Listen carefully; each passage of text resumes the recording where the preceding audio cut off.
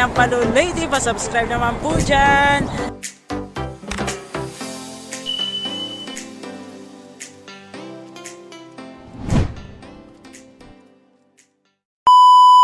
Welcome to my channel guys. For today's video, magagawa po ako ng pininyahang buto-buto. My own version po ng pininyahang buto-buto. Bago nga pala ako mag-start, mega shout out po sa lahat ng subscribers, sa lahat ng viewers, sa lahat po ng supporters ko. Maraming salamat po. Tara guys, samahan niyo ako. Ayan po guys ang aking ingredients. Ayan po ang aking buto-buto ng laham po yan. Laham. Balimuton kumbaga. Ayan. Tapos meron po ako dito ginger, bay leaves. Ayan po, may peppercorn. At pagkabundok na onion, garlic, at saka yan po ang aking pineapple. May ano po ako dito, soy sauce at saka tomato paste. At saka ito po vinegar po yan guys. Yan. Let's get started guys. Yan. I-design po natin ang ating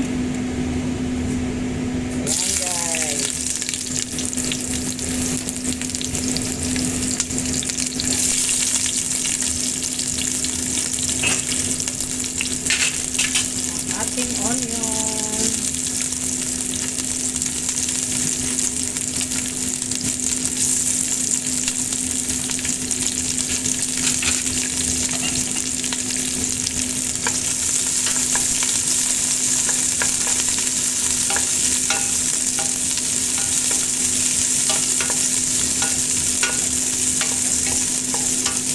Guys, nandiyan na po ang ating garlic. Susunod ko na po ang luya. Isahin po natin yan sila.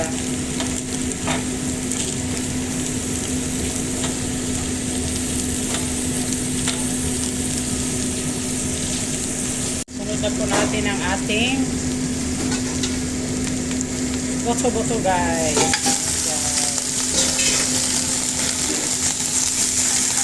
Lalagyan po natin ng salt and pepper. Bali rock salt po ang ginamit ko kasi ito lang pang available dito. Guys, bali binigyan ko po ng cinnamon stick po para pampawala po sa amoy ko kasi may amoy po yan siya. At lagyan ko na po ng bay leaves guys. At saka peppercorn. Then lagyan ko na po ng vinegar. 1 tablespoon po yan ng vinegar at saka 3 tablespoon ng soy sauce. Ayan guys, nandyan na rin ang tomato paste ko.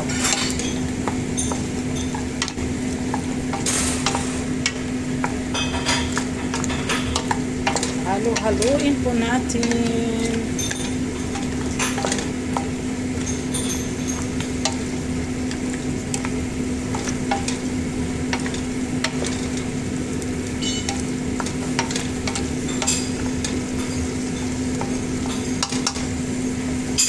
Then, lagyan po natin ng tubig po.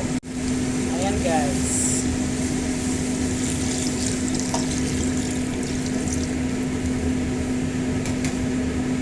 Ayan na guys, nandyan na po lahat ng ingredients except lang po ng ang pineapple. Mamaya na po natin siya ilalagay pag soft na po siya ang ating karne po.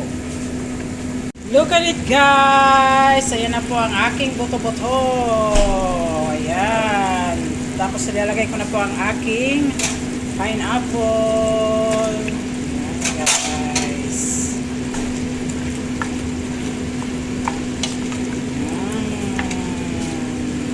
Yummy.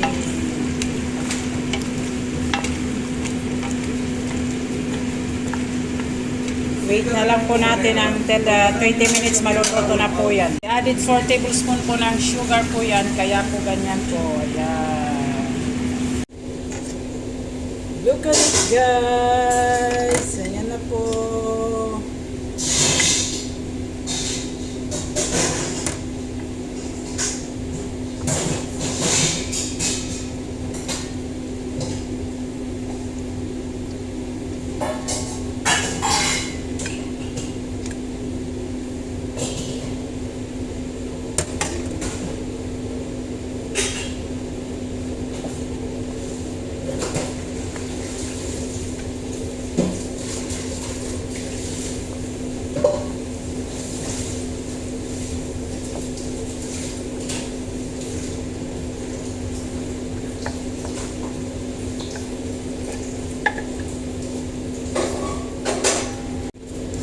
guys. Lalagyan po natin ng sesame seeds. Ayan.